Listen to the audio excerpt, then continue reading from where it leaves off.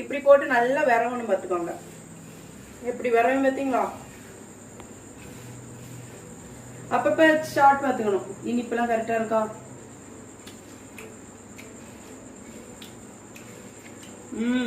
சூப்பரா இருக்கும். இனிப்பு கொஞ்சம் கூட தேவைப்படுது, ஊத்திக்கிறேன். இதுல இப்ப நமக்கு இனிப்பு வந்து போதும் அப்படின்னா கொஞ்சோட தண்ணி சேர்த்துக்கணும். பாத்தீங்களா எப்படி இருக்கு? பாத்தீங்களா மக்களே, எனக்கு இதை பார்த்த உடனே சாப்பிடணும் போலதான் இருக்கு.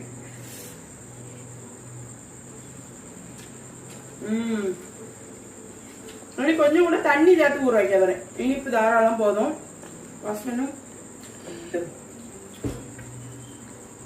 இல்ல 1 கப்பு தண்ணி ஊத்திக்கலாம். கொஞ்சம் ஊறட்டும். அப்பதான் அப்படி வாய்க்கு இடமா அப்படி போகும். சூப்பரா இருக்கா?